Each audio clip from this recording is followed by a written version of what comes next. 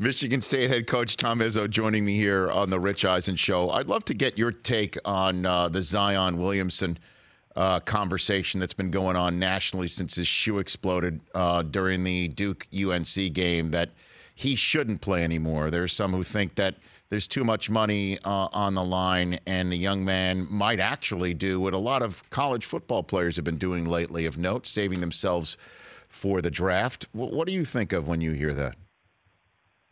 Well, the dry sense of humor side of me said, good, don't play. Right. Give somebody else a chance to win a championship this year because they're pretty good.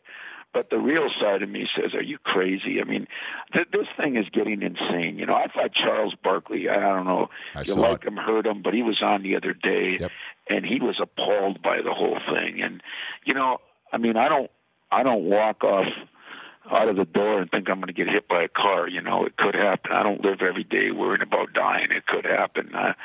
I realize in football there's some more injuries that are normal, but I think if you become just where you live your life for money, I'm not sure you'd have a very happy life either. I still remember when Magic came back here when I was a GA. He still lived in Lansing in the summer, and he played every day here, you know. He played pickup games. I mean, those are the craziest games you could play, you know.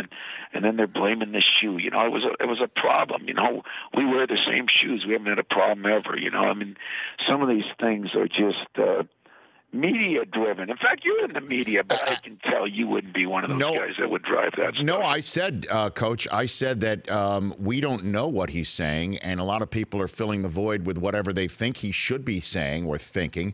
And I said he should play still because you only get one. You only get one shot at playing for Duke or playing in college basketball. But then again, like I said, it's not my money. That said, though, Barkley did say, as you point out, he said players play.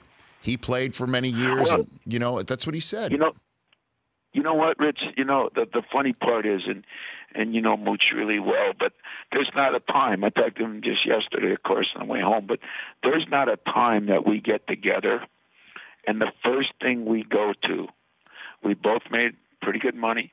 We both had our own fame in some ways that has been pretty good, like you. But the first thing we talk about is, wouldn't it be great to go back to college? Or we get up to Northern for something, and let's go over to the trailer park and visit where we lived for 3 years, you know? I mean, it is still, God, and I think some of these kids are missing out on some of the greatest times, and I understand why. I understand the whole deal.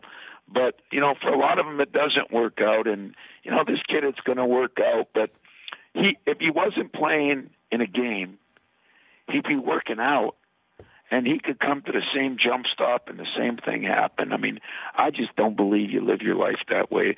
Easy for me to say because I don't have a son, you know, that's that good. I'm trying to marry a girl that's that good, and she makes the money, but it ain't happening right now, you know. But I just wouldn't want to live my life that way.